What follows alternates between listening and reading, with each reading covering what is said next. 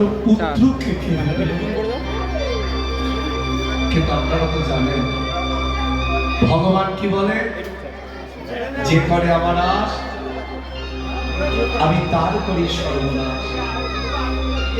এখানেই থামেননি, তবুও যদি সে না ছাড়ে আমার পাশ, তখন আমি ওই ভক্ত চরণের দাসের দাস।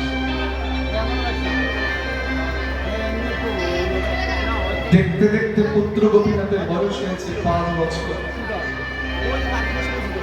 বনে খেলতে যায় সঙ্গী সাথীদের নিয়ে, এই জায়গাটা অত্যন্ত বিরল। সারাদিন খেলার পরে যখন রাতের অন্ধকার ঘনিয়ে আসে, সন্তান যখন খেলা করতে করতে সন্ধ্যা ঘনিয়ে যায়, শিশু সন্তান ঘরে যদি ফিরতে দেরি হয়, চিন্তাটা খারাপ হয় গর্ভধারিণী মায়ের, তারপরে বাবা। মাথায় রেখো, জগতের মা যেটা সহ্য করে এটা কেউ করে না। আর যে সন্তানের মা নাই, কম বয়সী মা হোক আর বেশি বয়সী মা হোক, দুনিয়াতে মায়ের মতন আপন কেউ নাই গো। সারা পৃথিবীর ভালোবাসা একদিকে, আর গর্ভধারিণী মায়ের ভালোবাসা।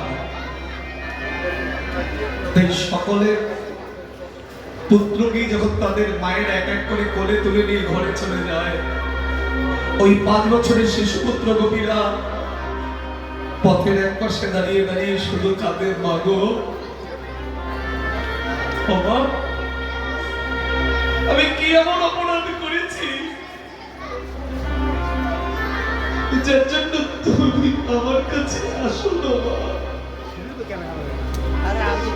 আমার যে ভয় লাগে গো, সবাই চলে গেছে তাদের মায়ের হাত ধরে, কিন্তু আমার মা নিতে আসে নাই বলে আমি গভীর জঙ্গলে একা একা দাঁড়িয়ে আছি।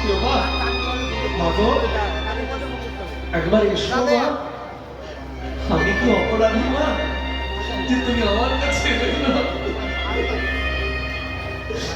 রাতের অন্ধকারে ছুটতে ছুটতে আসে তার বাবার কাছে। বাবা, বাবা গো, তুমি কি বলতে পারো আমার মা কোথায় গেছে? তোর মা কোথায় গেছে আমি বলতে পারবো না।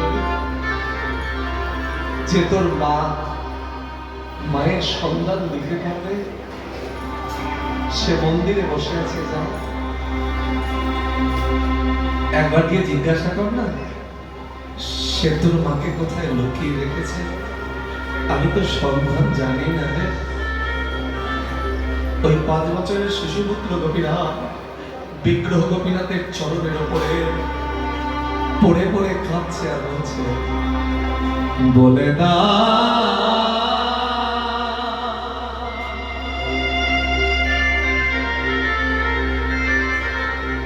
হে গোপীনাথ,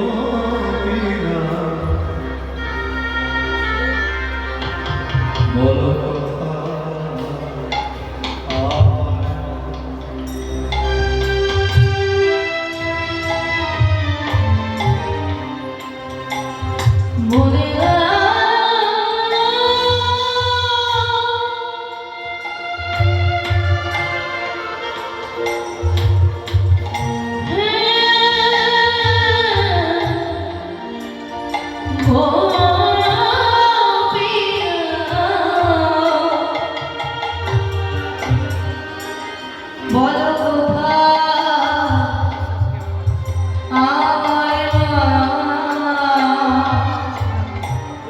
হারিয়ে গেছে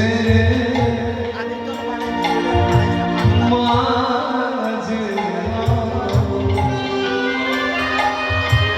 আমি খুঁজে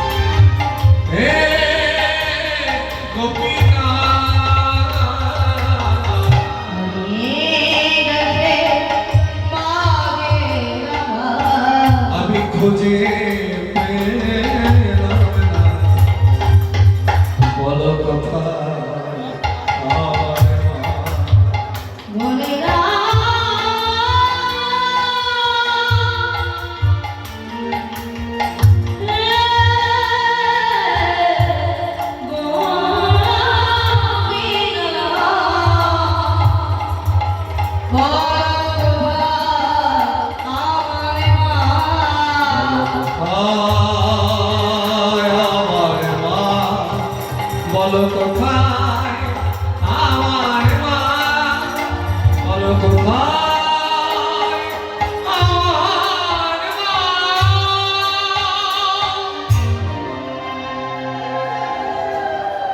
গোবিন্দ ঘোষ ওই শিশু পুত্রকে যেতেই মাত্র ঘুম থেকে তুলতে গেলে দেখছেন একমাত্র পুত্রের মুখ থেকে ঝলকে ঝলকে রক্ত উঠছে।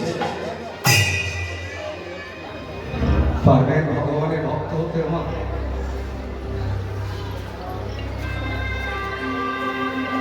একমাত্র পুত্রের মুখ থেকে ঝলকে ঝলকে রক্ত উঠছে। গোবিন্দ ঘোষ চিৎকার করলেন, গোপীনাথ, গোপীনাথ, তোর মা আমার ফাঁকি দিয়ে চলে গেছে, তুইও যদি ফাঁকি দিয়ে চলে যাস, কে আমার শেষের দিনে তোর বাবা বলে ডাকবে? আমি যে বাবা বলা ডাক শুনতে পাবো না। কেড়ে নিও না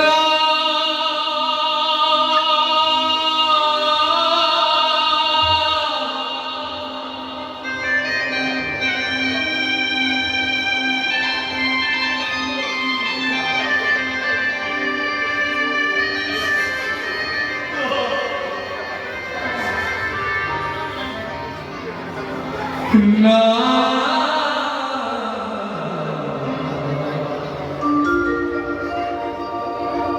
তুমি যে আমায়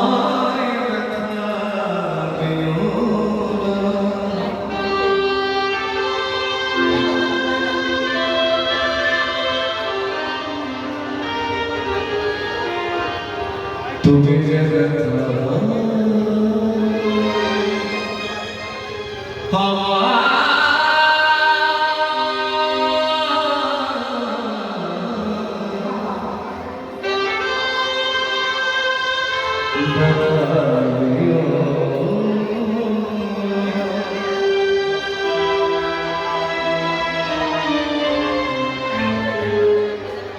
দিলে যদি পুত্র মরে তবে কেড়ে কেন নিতে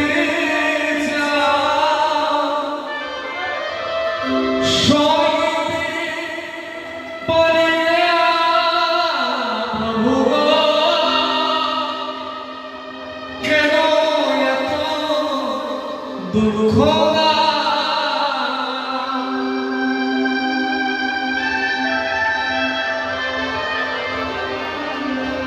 এবে সমবেদনা সইতে পারি না, এবে সমবেদনা আমি সইতে পারি না প্রভু।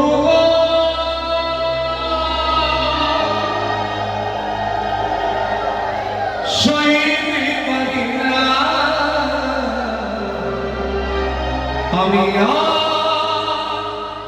সইতে পারি না। কিন্তু ওই একমাত্র পুত্রের মুখ থেকে ঝলকে ঝলকে রক্ত উঠতে উঠতে মারা গেল শিশু পুত্র গোপীনাথ।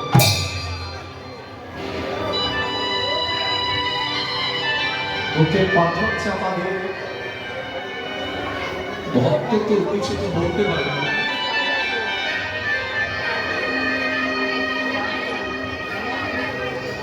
মাটির নিচে সরু ধরে গঙ্গা কাঠের পাড়ে এসে মাটি খুঁড়ে মাটির নিচে চাপানো শিশু পুত্র গঙ্গা স্নান করে ফিরে এসেছে নিজের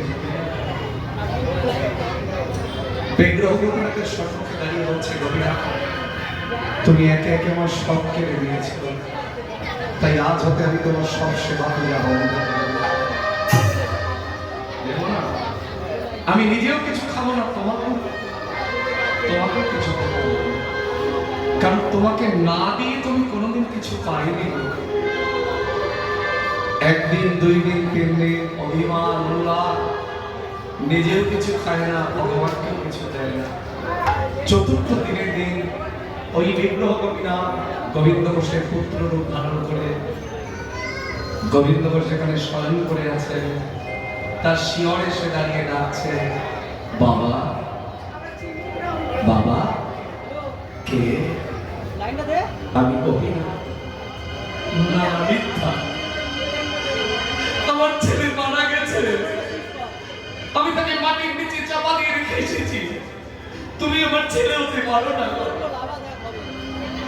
ভগবান বলছে, বাবা তুমি তোমার নিজের ছেলেটাকে নিজে বলে ভাবছো, আর আমাকে কেন পুত্র বলে মেনে নিতে পারছো না? আমি কষ্টি পাচারের বিগ্রহ বলে। শোনো গোপীনাথ, এই পৃথিবীতে প্রতিটা পিতা মাতা পুত্র সন্তানের আশা করে কেন জানো? তার সেই পিতা মাতা মরে গেলে শ্রাদ্ধ ক্রিয়া করবে বলে। তুমি তো আমার জন্য এমন কাউকে রাখলে না যে আমার শেষের দিকে শ্রাদ্ধ ক্রিয়াটুকু করবে। করবে তুমি? বলো করবে? করবো বাবা। আমি না করলে কে করবে? কি বললে আমার মৃত্যুর পরে তুমি ধরা নেবে? নেব বাবা। আমার মৃত্যুর পরে তুমি কাছা করবে? বলবো বাবা। আমার মৃত্যুর পরে তুমি হবিষ্যি খাবে? খাবো বাবা। আমার মৃত্যুর পরে তুমি পিণ্ড দেবে? দেব বাবা। শুধু আজ নয়,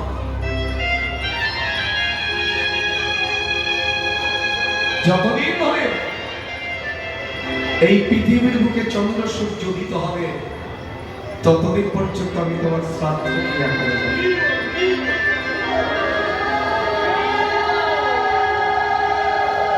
তোমার ছেলে বেঁচে থাকলে 10 বছর, 20 বছর, 50 বছর, 100 বছর তোমার জন্য শ্রাদ্ধ ক্রিয়া করত। কিন্তু আমি তোমায় কথা দিলাম, যতদিন চন্দ্র সূর্য উদিত হবে ততদিন পর্যন্ত আমি তোমার শ্রাদ্ধ করে যাব। 1 মাস ধরে হবিষ্যি করেছিলেন ওই গোপীনাথ। 1 মাস পার হলে চৈত্র মাসের পাপমোচনী একাদশীর দিনে গোবিন্দ ঘোষের পিণ্ড দান করেছিলেন, আজও করে চলেছেন। যদি কেউ সেখানে যান চৈত্র মাসের পাপমোচনী একাদশীতে, তাহলে সেই মেলার সাক্ষী হতে পারবেন। আজও সেই লীলা বর্তমান। শ্রী গৌর ভক্ত মণ্ডলী, গোবিন্দ ঘোষকে আমি আর বিদায় জানাতে পারবো না, কারণ ভক্ত যদি বিয়োগ হয়, এটা আমরা শ্রাদ্ধ আসরে করি, ভক্ত বিয়োগ হলে নাম যজ্ঞের নাম থাকে। তাই গোবিন্দ ঘোষের কথাটা তোমাদের বলে গেলাম। ওই গোপীনাথ যাওয়ার সময় গোবিন্দ ঘোষকে নিজের চরণ ধরতে জল নিজের হাতে করে নিয়ে গোবিন্দ ঘোষের বদলে তুলে দিয়েছিলেন। যাওয়ার সময় গোবিন্দ ঘোষের কর্ণমূলে নিজের নাম নিজে ভগবান ভক্তের কর্ণমূলে প্রদান করেছিলেন। বলো, ভক্তের বোঝা যদি ভগবান না বইবে তাহলে এই লীলাই লোক থাকে। শ্রী গৌর ভক্ত মণ্ডলী, লীলা এখনকার মতো এখানে বিশ্রামে রাখলাম। যাবার আগে আপনাদের সকলের চরণ তলে জানাই শত শত কোটি দণ্ডবত প্রণাম।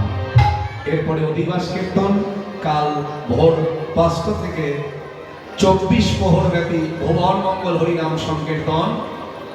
তারপরে 24 প্রহর হয়ে গেলে অন্তে ভোগ রাগ হবে, পঞ্চবর্ণন হবে, সবই হবে, নগর সংকীর্তন হবে, মহন্ত বিদায় হবে। তো যাই হোক, আপনাদের সকলের নিমন্ত্রণ রইল। বিদায় হল, হরি হরি বল। জয় শ্রী নন্দন নদিয়া পুরা, জয় জয় জয় শ্রী গৌর আই গো।